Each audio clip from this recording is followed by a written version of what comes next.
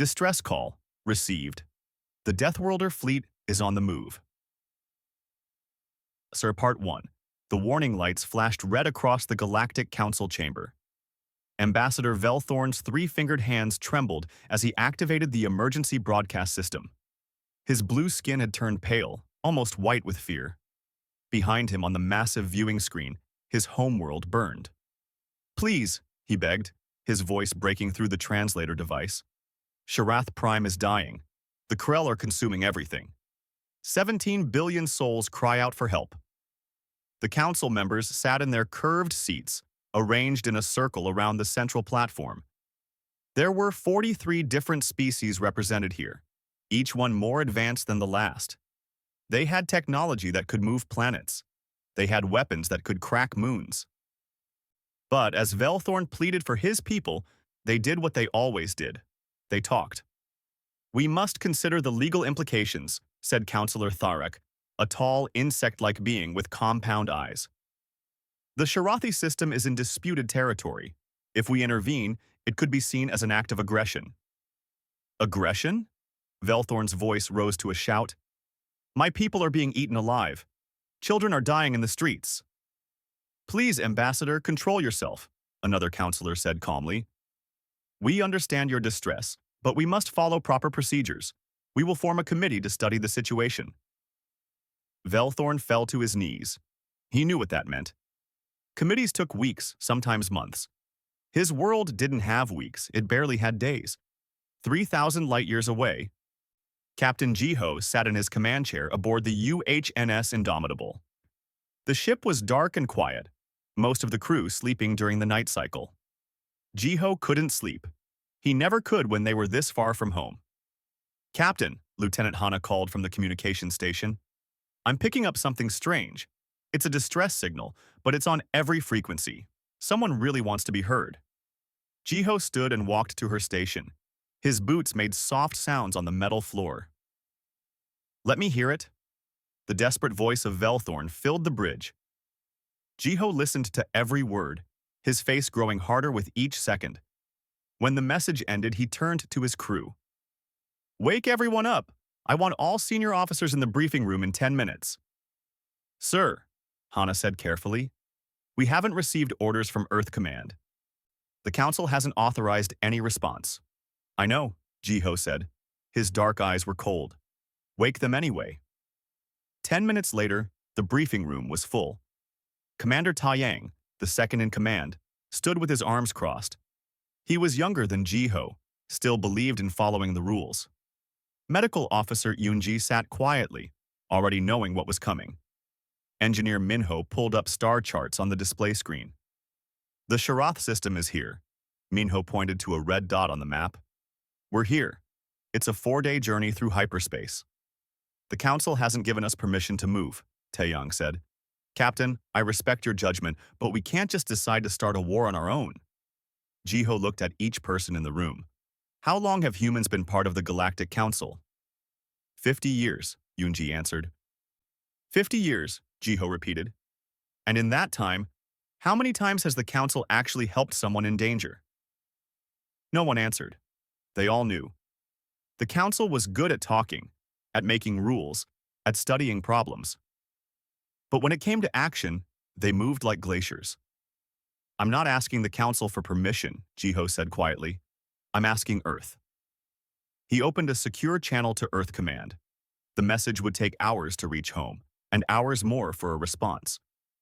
But Jiho knew Admiral Hyunwoo. They had served together during the Contact War, back when humanity first met the galaxy and had to prove they deserved a seat at the Council. "This is Captain Jiho of the Indomitable. We've intercepted a distress call from Sharath Prime. The Krell swarm is attacking, requesting permission to render assistance." He sent the message, then turned back to his crew. "Start preparing the ship for combat. If Earth says no, we'll stand down. But I don't think they will." Taeyang shook his head. "The other species already fear us. They call us Deathworlders. They think we're violent barbarians who somehow got access to space travel.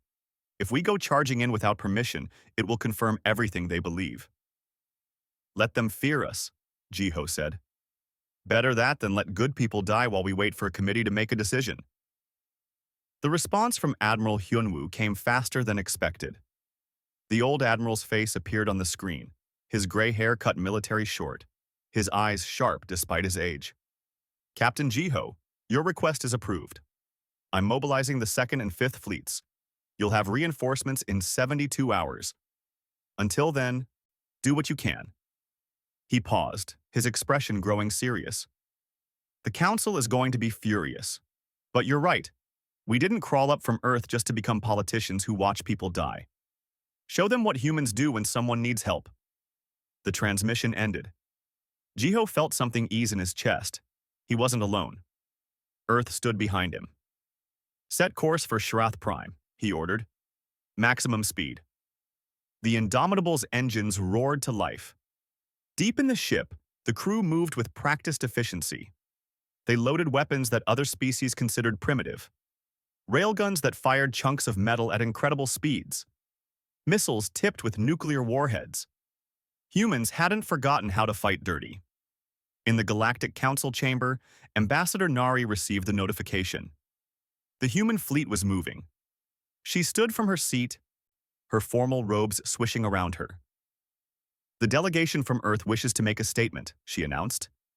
Counselor Tharek's mandibles clicked in annoyance. We are discussing the formation of the study committee. This is not the time for... The time for talking is over, Nari interrupted. In all her years as ambassador, she had never interrupted a counselor. While you debate, my people are already on their way to Sharath Prime. We will render assistance to the Sharathi people. We will engage the Krell Swarm. We will do this with or without council approval. The chamber exploded in outrage. Dozens of species began shouting at once. Security guards moved toward Nari, but she stood her ground. You can punish us later, she said calmly. You can fine Earth. You can reduce our council privileges. You can do whatever you want. But right now, people are dying, and humans don't stand by and watch that happen. She walked out of the chamber, ignoring the chaos behind her. In her private office, she sat down heavily. Her hands were shaking. She had just committed Earth to an unauthorized military action. It could mean war with the Council. It could mean humanity being expelled from galactic society. But she thought of her brother Jiho, racing through space toward danger. She thought of the Sharathi children crying for help. She thought of what it meant to be human. Some things were worth the risk. In the darkness of space, the Indomitable jumped to hyperspace. Behind it, across dozens of systems, more human ships began to move. The Deathworlder fleet was coming, and the galaxy would never be the same. Distress call. Received. The Deathworlder fleet is on the move. Part 2. The Indomitable raced through hyperspace, its engines pushing beyond safe limits. In the crew quarters, Lieutenant Hana couldn't sleep. She kept thinking about what was waiting for them at Sharath Prime. The Krell Swarm had destroyed 17 systems, entire civilizations gone, consumed by the hive mind. She pulled up her personal files on the display screen.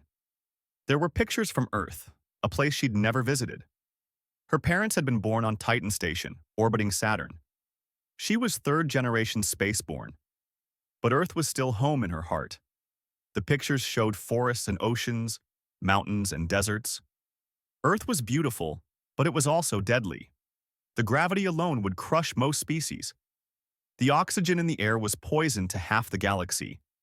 Predators roamed every continent, from the smallest spider to the largest bear. You can't sleep either? Yoonji appeared in the doorway. The medical officer looked tired, her hair pulled back in a simple tie. Just thinking, Hana said, about why everyone calls us Deathworlders. Yoonji sat down beside her. I read the first contact reports. When humans met the Pelthrians, they were horrified by us. They couldn't believe any intelligent life could evolve on a planet so hostile. Earth isn't that bad, Hana said defensively. To us. Yoonji smiled sadly. But think about it. Most council species evolved on garden worlds. Mild weather, few predators, abundant food. They developed intelligence because they had time to think, to create, to build. Humans developed intelligence because we had to. We needed to outsmart things that wanted to eat us. Hana looked at the pictures again. A lion stalking through tall grass. A great white shark cutting through ocean waves. A grizzly bear standing on its hind legs. We learned to hunt in packs, Yunji continued. We learned to make weapons. We learned to plan, to strategize, to never give up, because giving up meant death. Every human alive is descended from survivors, from people who refused to quit even when everything was trying to kill them. Is that why the Council fears us? Hana asked. Yes, because we bring that survivor instinct to space. We see a problem and we solve it. We see danger and we fight it. We see someone in need and we help them, even if it's dangerous. Yunji stood up. The other species think we're reckless. Maybe we are. But I'd rather be reckless and alive than cautious and dead. In the engine room, Minho was making modifications. The Indomitable was a warship designed for combat. But it was also designed by humans, which meant it was built tough. Every system had backups. Every backup had backups. You're going to burn out the hyperdrive, his assistant warned. Then we'll fix it, Minho said calmly. We need to reach Sharath Prime before the Krell consume the whole planet. He thought about the weapons systems he'd spent years perfecting. Railguns that used electromagnetic force to launch projectiles. Simple physics, really. Mass times velocity equals force. The Council species used energy weapons, elegant beams of light that could slice through shields. But shields were designed to stop energy. Nobody shielded against big chunks of metal traveling at a fraction of light speed. Human weapons were crude by galactic standards. Missiles, bullets, explosives. But they worked. During the Contact War, the first time humans fought another species, the Krenati had laughed at human technology. They stopped laughing when a single railgun round punched through their flagship and came out the other side.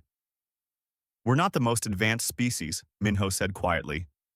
But we understand war. Real war.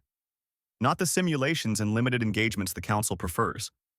We understand that war is about survival. On the bridge, Commander Taiyang stood watch while Jiho slept. The captain had been awake for 36 hours straight. Taiyang had ordered him to rest, pulling rank as medical officer. The commander looked at the star charts. The Sharath system was getting closer. Soon they would drop out of hyperspace and see what they were really facing. Taiyang had been against this mission at first. He believed in following orders, in doing things the proper way. But the more he thought about it, the more he understood Jiho's decision. When humans first reached space, they found a galaxy full of rules. The Galactic Council had procedures for everything. Forms to fill out, committees to consult, permissions to obtain. It took Earth 5 years just to be recognized as a sentient species, another 10 to be granted limited membership, another 35 to achieve full council status. And in all that time, the council had never once acted with urgency. They studied, they debated, they voted, but they never just helped. Sir, Hana called from communications. I'm receiving a transmission from Earth. It's Admiral Hyunwoo. The Admiral's face appeared on the main screen. Behind him, Taeyang could see the bustle of Earth Command headquarters. Commander Taeyang, I'm sending you updated intelligence on the Krell swarm. It's not good. The Admiral pulled up tactical displays. The Krell are a biological hive mind. Each individual is controlled by a central intelligence, what we call a queen mind. They reproduce rapidly by consuming organic matter and converting it into more Krell. Taeyang felt his stomach turn. They're eating the Shrathi. Yes, and they'll keep eating until nothing is left. Hyunwoo's expression was grim. The Council has encountered the Krell twice before. Both times, they debated until it was too late. 7 billion lives lost while politicians argued about jurisdiction. How do we stop them? Taeyang asked. You kill the queen mind. It's always hidden in the largest bioship, usually at the center of the swarm. But getting to it means going through thousands of Krell warriors. The Admiral paused. I'm sending reinforcements. The Second Fleet will arrive in 70 hours. The Fifth Fleet in 96. Until then, you're on your own. Understood, sir. Taeyang. The Admiral's voice softened slightly. I know you had reservations about this mission, but Captain Jiho made the right call. Sometimes the moral choice and the legal choice aren't the same thing. I'm proud of all of you. The transmission ended. Taiyang sat in the captain's chair, feeling the weight of responsibility. In 3 days, they would face an enemy that had destroyed civilizations. The Indomitable was one ship against a swarm of thousands. But they were human, and humans didn't know how to quit. Down in the medical bay, Yunji was preparing for casualties. She organized surgical supplies, checked the trauma units, and briefed her medical teams. She knew they would need to perform miracles to save lives in the coming battle. She thought about her training on Earth. The medical academy had shown her videos of old wars, back when humans only fought each other. The brutality had shocked her. But her instructors had a simple message. Understand violence so you can heal its victims. Doctor, one of her nurses asked, do you think we'll survive this? Yunji looked at the young woman. She was barely 20, fresh out of training. I don't know. But I know we'll do our duty. We'll save everyone we can. That's what healers do. The nurse nodded, drawing strength from her confidence. Across the ship, similar conversations were happening. Marines checked their weapons. Engineers ran diagnostics. Pilots practiced combat maneuvers in simulators. Every person aboard the Indomitable knew they were heading into danger. But they also knew why they were doing it. Captain Jiho woke from his rest and immediately went to the bridge. Taeyang briefed him on the Admiral's transmission. Jiho listened carefully, his mind already forming battle plans. We're outnumbered, he said finally. The Krell have numbers on their side, but we have something they don't. What's that, sir? Hana asked. Jiho smiled, but there was no humor in it. We have 4 billion years of evolution teaching us how to survive impossible odds. Earth created us. Earth prepared us. Now it's time to show the galaxy what that means. The countdown timer showed 60 hours until they reached Sharath Prime. 60 hours until the Deathworlder fleet met the Krell swarm. The crew of the Indomitable prepared for war. Distress call. Received. The Deathworlder fleet is on the move. Nodder Part 3. The Indomitable dropped out of hyperspace at the edge of the Sharath system. What they saw made even the most experienced crew members go silent. The space around Sharath Prime was filled with Krell bioships, thousands of them, maybe tens of thousands. They looked like massive insects made of chitin and bone, each one the size of a building. They pulsed with sick green light, organic and wrong in every way. Dear God, Hana whispered. The planet itself was half covered in a spreading web of Krell growth. From orbit, it looked like a disease-consuming healthy tissue. Cities that once glowed with light were dark. The atmosphere was changing, becoming thick with spores. Sensors show approximately 20,000 Krell bioships, Minho reported, his voice tight. And that's just what we can see. There could be more on the far side of the planet. Captain Jiho stood from his chair. Open a channel. All frequencies. Hana worked her console. Channel open, sir. Jiho's voice was calm, cold, and absolutely certain. This is Captain Jiho of the United Human Naval Ship Indomitable. You are attacking a Galactic Council Protectorate. Withdraw immediately, or you will be destroyed. For a moment, there was silence. Then the Krell responded. It wasn't words. It was a psychic scream that crashed through the ship's communication system. A sound of hunger, of endless consuming need. Several crew members cried out, holding their heads. Hana quickly shut down the external channel. So much for diplomacy, Taeyang said grimly. The Krell swarm turned towards them. Thousands of bioships began moving, accelerating at impossible speeds. They didn't fly like normal ships. They moved like living things, twisting and writhing through space. All hands, battle stations, Jiho ordered. Launch all fighters. Marines to defensive positions. This is not a drill. Alarms blared throughout the ship. The Indomitable's crew had trained for this moment their entire careers. Now it was real. They're launching boarding pods, Minho called out. Hundreds of them. No. Thousands. Point defense systems online, Jiho commanded. Shoot down everything that gets close. The ship's automated guns began firing. Streams of bullets and laser fire filled the space around the Indomitable. Boarding pods exploded, but more kept coming.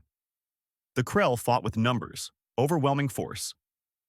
Down in the Marine quarters, Sergeant Dong Yun checked his rifle one last time. Around him, 40 Marines did the same. They wore heavy combat armor, sealed against vacuum. Their weapons were loaded with rounds designed to punch through armor. "Listen up," Dong Yun said to his squad. "The Krell are tough. They're fast. They're mean.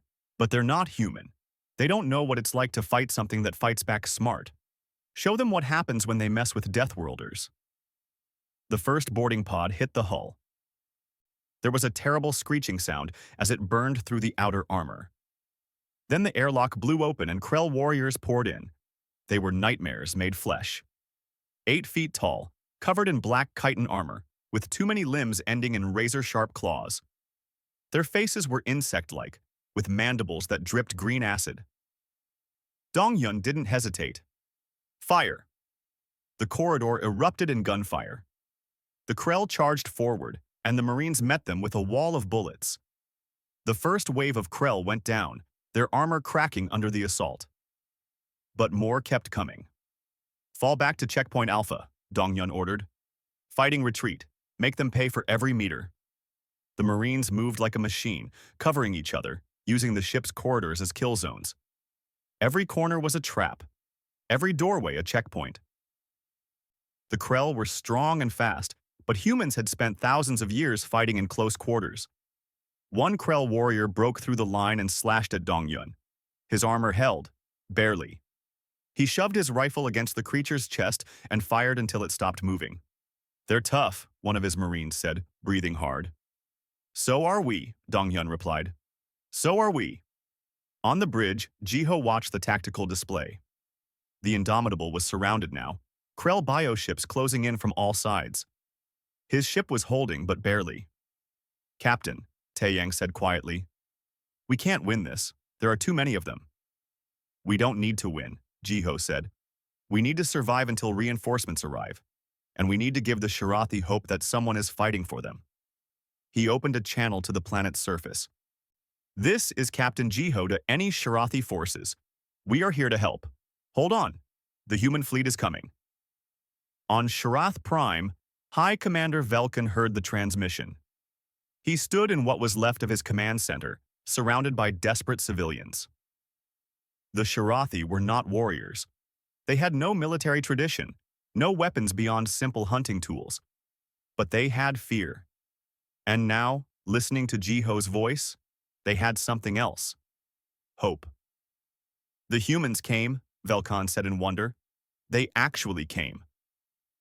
His aide, a young Shirathi named Lin, looked at the orbital display. "One ship. They sent one ship against the swarm." "One ship more than the Council sent," Velkan said bitterly. He activated the planetary defense network. It was old, barely functional. But it was something. "All citizens capable of fighting. Report to distribution centers. We will arm ourselves. If the humans are willing to die for us, the least we can do is fight for ourselves." Back on the Indomitable, the battle raged. Sergeant Dong Yun and his Marines had been pushed back to the engineering section. Bodies littered the corridors, human and Krell both. But the Marines held. In the medical bay, Yunji worked frantically. The wounded kept coming. Burns, lacerations, broken bones. She moved from patient to patient, her hands steady, even as the ship shook from impacts. "Doctor, we're running out of supplies," a nurse called. "Use what we have," Yunji said. "Prioritize the critical cases. Everyone else will have to wait." A young Marine was brought in, his leg nearly severed by Krell claws. Yunji immediately began surgery, working with practiced efficiency. She saved the leg, barely. "You're going to be okay," she told him as she finished. "You're human. We're tough to kill." The Marine managed a weak smile before the anesthesia took him under. On the bridge, Hana monitored the Krell movements. There was a pattern to their attack, she realized. The bioships were coordinated, moving with purpose, and they all seemed to orbit one massive ship near the planet's moon. "Captain," she said, "I think I found their queen mind. That bioship, the big one. All the others are positioned to protect it. Jiho studied the display. The Queen Mind's ship was enormous, easily 10 times larger than the Indomitable. It was surrounded by rings of defender ships, thousands of them. "That's our target," he said. "If we kill the Queen Mind, the swarm falls apart." "We can't reach it," Taeyang protested. "We'd have to go through the entire swarm." "I know," Jiho looked at his old friend. "But we have to try, because if we don't, Sharath Prime dies. And then the Krell move to the next system, and the next. Someone has to stop them." He activated the ship-wide intercom. "All hands, this is the captain. I won't lie to you. The odds are against us. We're outnumbered, outgunned, and cut off from reinforcements. But we are human. Our ancestors climbed down from the trees and conquered a world that wanted them dead. They crossed oceans in wooden boats. They went to space in tin cans held together with rivets and dreams. We are their legacy. We do not quit. We do not surrender. We fight until we can't fight anymore, and then we fight some more. For Earth. For the Sharathi. For every being in this galaxy that deserves to live free from fear. Show these monsters what happens when they threaten our friends." Across the ship, the crew responded. Marines reloaded their weapons. Engineers rerouted power to weapon systems. Pilots climbed into their fighters with grim determination. The Indomitable turned toward the Queen Mind's ship and accelerated. Behind them, the Krell swarm gave chase. The real battle was about to begin. Distress call received. The Deathworlder fleet is on the move. Our Part 4 space lit up with weapons fire. The Indomitable pushed deeper into the Krell swarm, its railguns firing constantly. Each shot was a streak of light followed by the explosion of a bioship. But for every Krell ship destroyed, 2 more took its place. "Hull breach on Deck 7, Minho reported. "Sealing emergency bulkheads." "We've lost the port missile battery." Jiho gripped his armrest. The ship was taking heavy damage. They wouldn't last much longer. But they had to keep going. The Queen Mind was only 2,000 kilometers away now. So close, yet impossibly far. Then space twisted, and everything changed.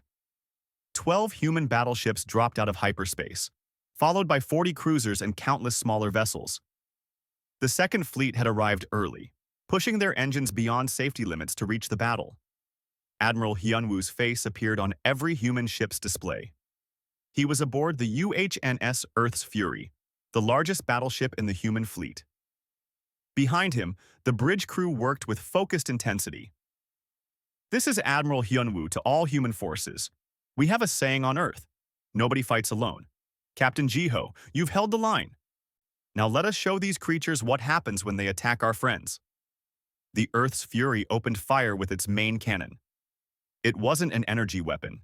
It was a railgun the size of a building, firing tungsten rods accelerated to a fraction of light speed. The projectile hit a Krell bioship and simply erased it from existence. The impact released energy equivalent to a small nuclear bomb. The Krell swarm reacted with confusion. They had faced one human ship and adapted their tactics. Now they faced dozens. The coordination that made them deadly began to work against them as they tried to respond to threats from multiple directions. "All ships, concentrate fire on the Queen Mind's defenders," Hyunwoo ordered. "Clear a path for the Indomitable." The human fleet moved with precision. They had trained for years to fight together. Each ship knew its role, trusted its crew, and executed orders without hesitation. The Krell had numbers, but humans had something better. They had discipline born from centuries of warfare. On Sharath Prime, High Commander Velkan watched the battle through orbital sensors. The human ships were smaller than Krell bioships, but they fought with a ferocity that shocked him. They didn't maneuver defensively. They attacked constantly, pushing forward into the swarm. "They fight like predators," his aide Lin said quietly. "Not like prey trying to survive, like hunters going for the kill." Velkan understood then why the galaxy feared humans. It wasn't just their technology or their physical strength. It was their mentality. They saw a problem and they attacked it head-on, consequences be damned. "Send all available defense forces to support the human fleet," Velkan ordered. Arm every civilian who can hold a weapon. If the humans are willing to die for us, we will fight alongside them. The Shirathi had no warships, but they had cargo haulers and transport vessels. Velkan loaded them with volunteers carrying simple weapons.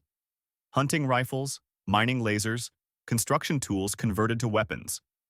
They launched toward the orbital battle, knowing most wouldn't return. But they had to try. The humans had shown them what courage looked like. Aboard the Indomitable, Sergeant Dong Yun heard the call for volunteers for a boarding action. The plan was insane. They would take shuttles directly to the Queen Mind's bioship, breach the hull, and fight their way to the central chamber. "It's a suicide mission," one Marine said. "Maybe," Dong Yun replied, "but somebody has to do it. I'm going. Anyone else?" Every Marine in the room stepped forward. In the medical bay, Yunji continued treating wounded. The casualties from the fleet's arrival were increasing. She worked through exhaustion, her training taking over when her body wanted to quit. A Shirathi civilian was brought in, injured during a Krell ground assault. Yunji treated him the same as she would a human, carefully setting broken bones and closing wounds. "Why?" the Shirathi asked in pain. "Why do humans help us?" Yunji looked at him with tired eyes. "Because you needed help. That's enough." The Shirathi started crying, not from pain but from gratitude. His people had sent distress calls to dozens of species. Only humans answered. On the bridge of the Earth's Fury, Admiral Hyunwoo monitored the battle. The human fleet was winning, slowly pushing back the swarm. But the cost was terrible. 3 cruisers had been destroyed. 2 more were crippled. Thousands of sailors were dead or wounded. "Admiral," his tactical officer reported, "the Indomitable is making its approach to the Queen Mind. Captain Jiho requests permission to launch the boarding teams." Hyunwoo closed his eyes briefly. He knew Jiho personally. They had served together for decades. He knew what Jiho was planning. A direct assault on the Queen Mind meant going into the heart of the swarm with no retreat possible. "Permission granted," Hyunwoo said quietly. Tell him Earth is proud of him." Jiho received the message on the bridge of the Indomitable. He turned to his crew, the people he had served with for years. "Commander Taeyang, you have command of the ship. Get everyone out if this goes wrong." Taeyang stood. "Sir, I'm coming with you." "That's an order, Commander." "With respect, sir, no." Taeyang smiled sadly. "I was wrong before. This is exactly where we need to be. Doing exactly what needs to be done.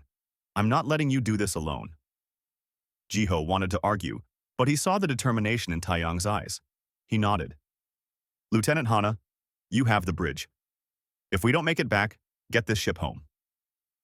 Hana saluted with tears in her eyes. "Yes, sir." Jiho and Taeyang joined Dongyun and the Marines in the shuttle bay. 60 humans, armed with rifles, grenades, and determination. They boarded 3 assault shuttles and launched into space. The trip to the Queen Mind's bioship was a nightmare. Krell defenders swarmed the shuttles, trying to tear them apart. The human fleet provided covering fire, but it wasn't enough. One shuttle exploded, taking 20 Marines with it. The 2 remaining shuttles crashed into the bioship's hull. Shaped charges blew holes in the organic armor, and the Marines poured through. Inside the bioship was hell.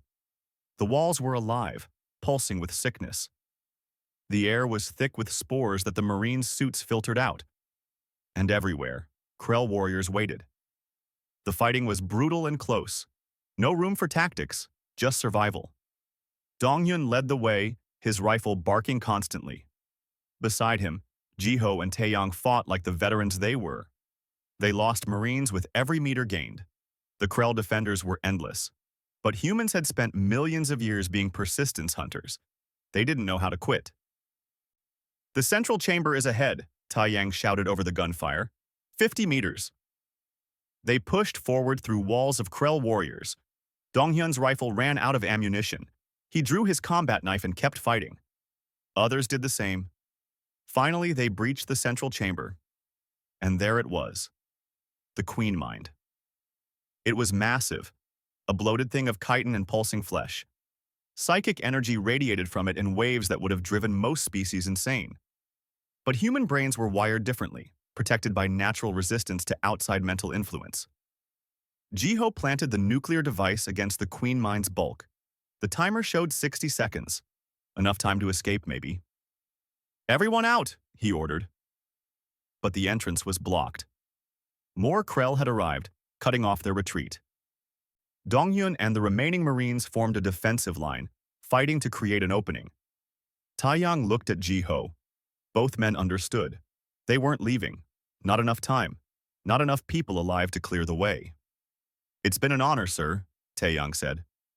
"The honor was mine, old friend," Jiho replied. Outside, Lieutenant Hana watched the timer count down. Her hands clenched the console. Come on," she whispered. The nuclear device detonated.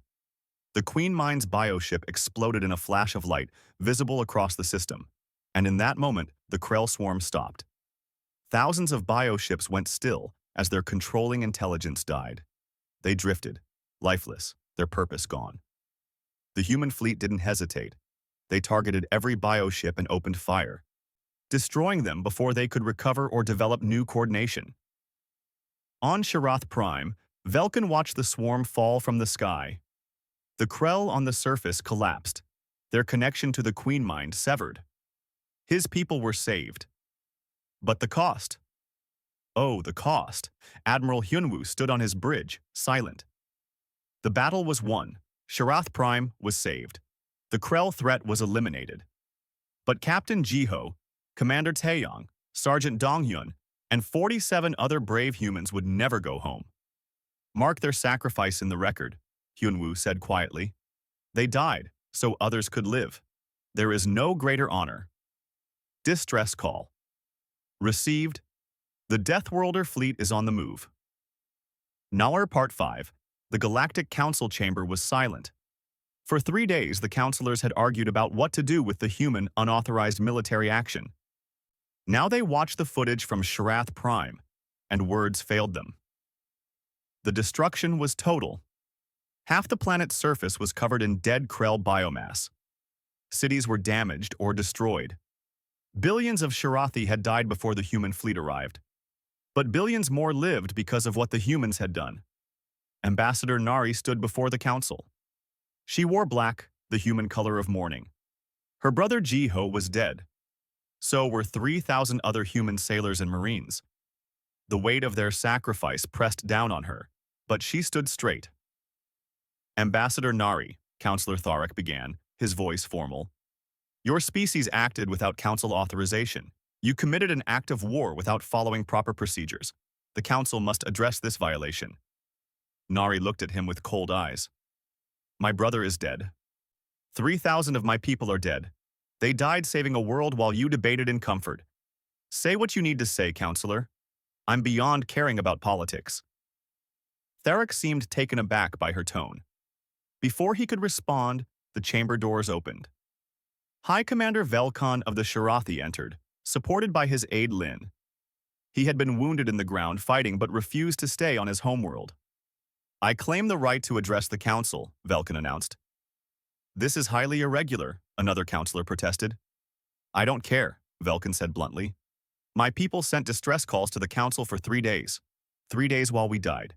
The council formed committees and discussed legal jurisdiction. Meanwhile, humans received our call and immediately came to our aid. They didn't ask for payment. They didn't demand concessions. They came because it was right." He limped to the center of the chamber, his injuries clear for all to see. "I watched human ships charge into impossible odds. I watched them fight with a courage my peaceful people cannot comprehend. I watched Captain Jiho give his life to destroy the Queen Mind, sacrificing himself to save people he had never met." Velkan turned to face Nari. Then he did something unprecedented. He knelt before her, lowering himself in the deepest sign of respect his culture knew. The Sharathi people named the humans as Kalthorian, shield bearers, protectors. We owe them a debt that can never be repaid. Our children will sing songs of human courage. Our teachers will tell stories of their sacrifice. And anyone who speaks against them speaks against us." Nari felt tears running down her face. She couldn't stop them. Velkin stood slowly and faced the council again. You want to punish humanity for acting without permission? Then punish the Shirathi as well. Because we formally petitioned to leave the Galactic Council and form a direct alliance with Earth. We would rather stand with those who defend the weak than sit with those who debate while innocents die. The council erupted in chaos. Species shouted over each other. Some supported Velkon's position, others condemned it. But the message was clear. Something fundamental had changed.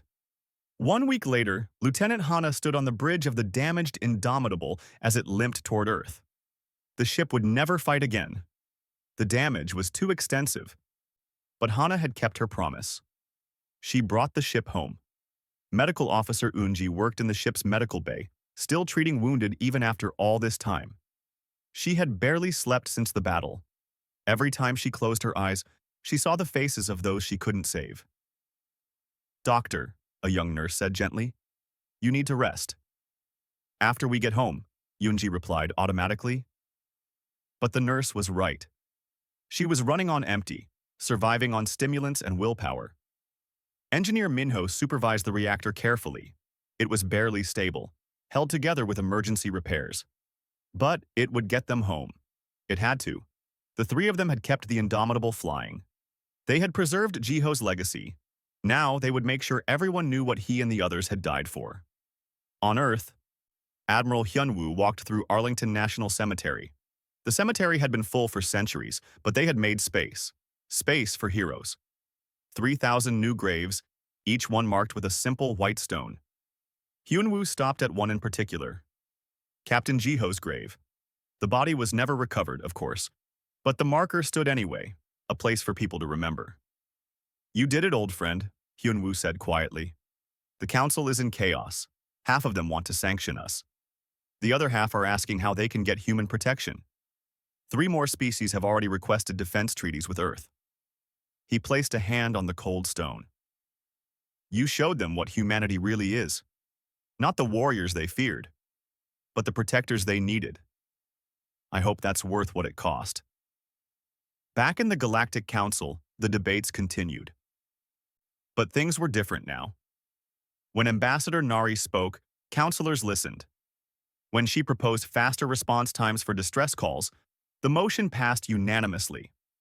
The council even established a new rapid response force. 3 species volunteered ships immediately. Within months, it would be operational. Lives would be saved because of what happened at Sharath Prime. But Nari took little satisfaction in it. Her brother was still dead. 5 years passed. The galaxy changed in ways both subtle and profound.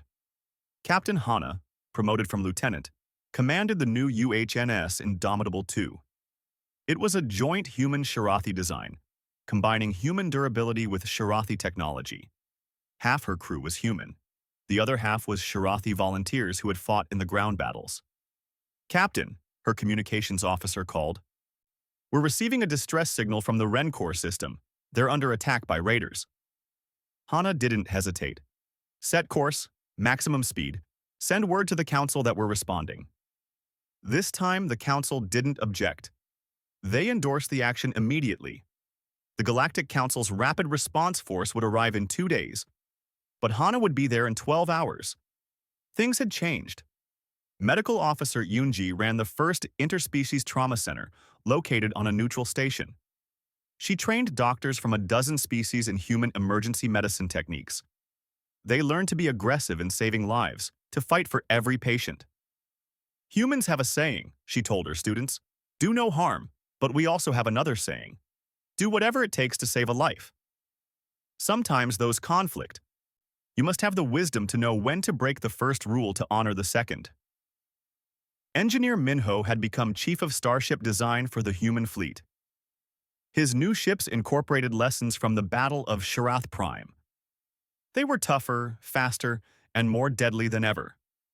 But they also had better medical facilities, better crew quarters, better everything. We build ships that protect the crew, he explained to his design team, because the crew protects everyone else. Every person aboard is valuable. Every life matters. On Sharath Prime, the rebuilding was nearly complete. The cities gleamed again, even more beautiful than before.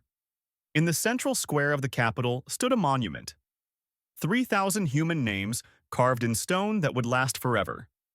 At the base of the monument, these words were written in both human and Shirathi languages.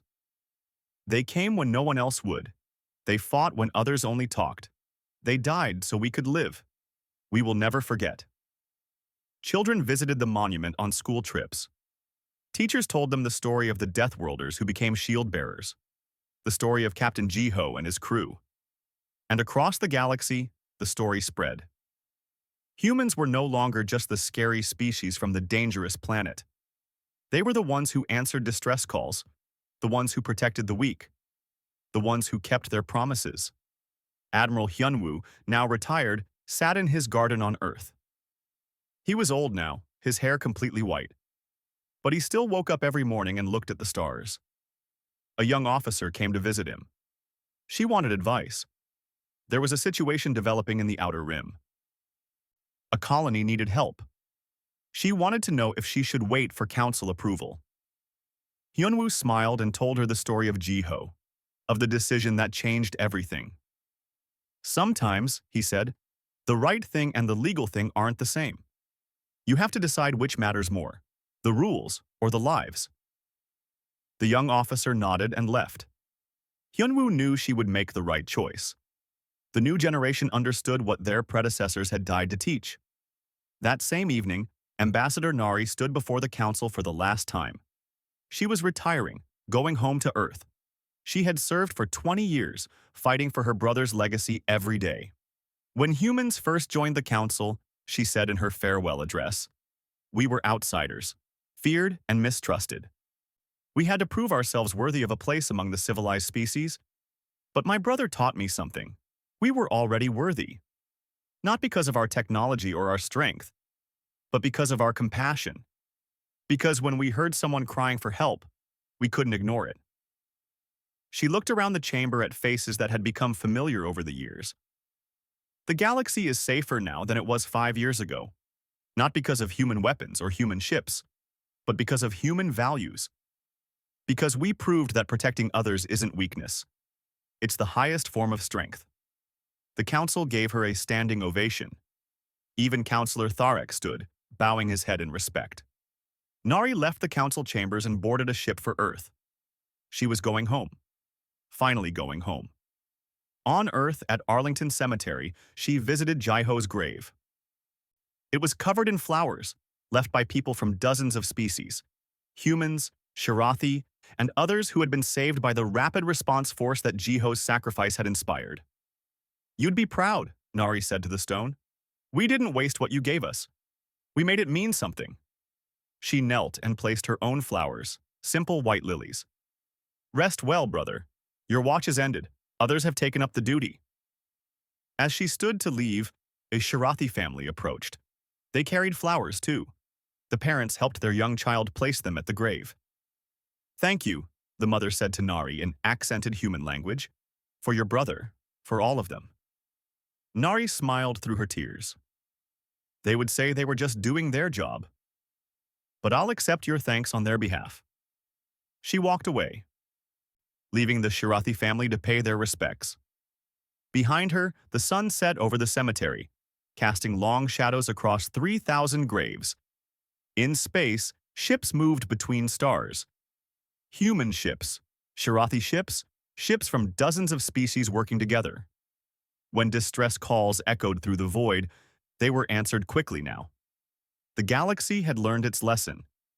And sometimes, late at night, crew members on those ships would tell stories. Stories of the Battle of Sharath Prime, of Captain Jiho and the crew of the first Indomitable, of the day the Deathworlders became shield bearers.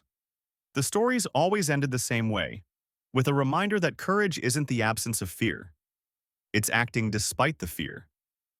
It's seeing people in need and refusing to look away. It's being human, and in the darkness between stars, new threats would always emerge. But they would face a galaxy that had learned to stand together, a galaxy that remembered what 3,000 humans had died to teach. Some sacrifices echo forever. Some legacies never die. Some stories change the course of history. This was one of them.